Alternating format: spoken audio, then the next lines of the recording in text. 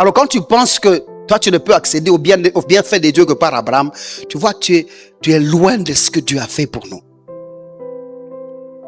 Galates chapitre 3, le verset 8 et le verset 9e nous prouvent carrément que la bénédiction que nous avons reçue est avec Abraham le croyant. Pas par Abraham.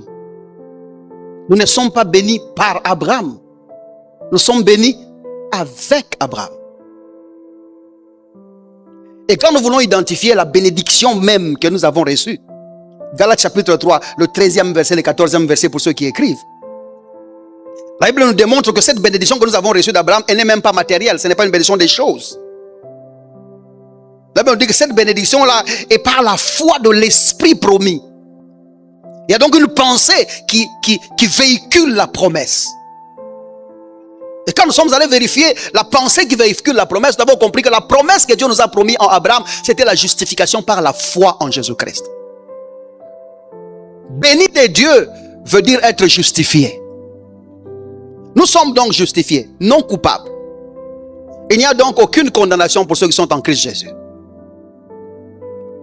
Et la Bible dit, Dieu, sachant qu'il justifierait les païens par la foi en Jésus-Christ, a d'avance annoncé cette bonne nouvelle à Abraham. Il a dit, les nations seront bénies en toi. Pas par toi, en toi. Parlant de la postérité qui était Jésus-Christ. C'est par Jésus-Christ que nous sommes justifiés par la foi. Quelqu'un me comprend jusque-là? Galates chapitre combien j'ai dit? Chapitre 3, regardez le verset 22. Il dit, mais l'écriture a tout renfermé sous le péché. Afin que ce qui avait été promis à qui? À Abraham, c'est ça, non? Fut donné par quel moyen? Par la foi en Jésus-Christ à ceux qui croient. Notez bien la précision.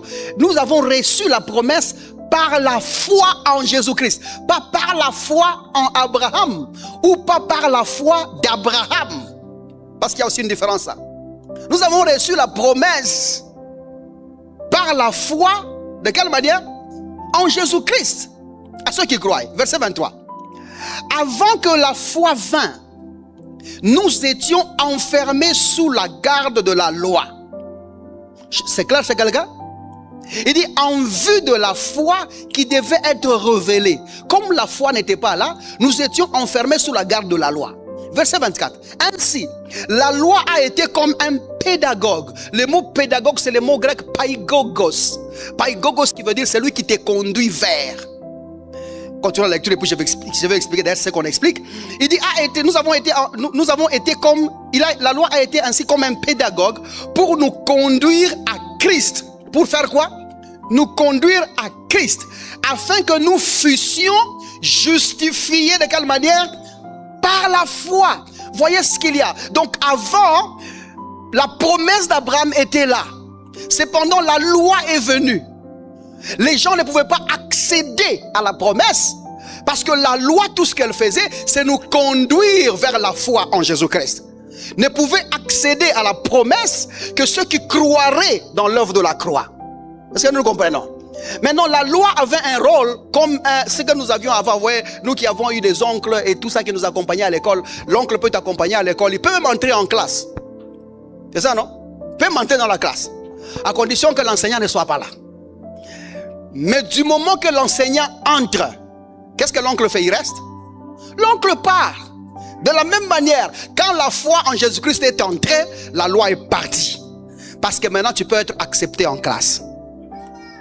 Tu n'as plus besoin de la sécurité de l'oncle. Tu n'as plus besoin de la protection de l'oncle. Le prophète est là. Quelqu'un me comprend jusque-là? Maintenant, nous sommes justifiés par la foi en Jésus-Christ. Pas par la foi d'Abraham, ni la foi en Abraham. Laissez-moi accélérer un tout petit peu. C'est clair jusque-là?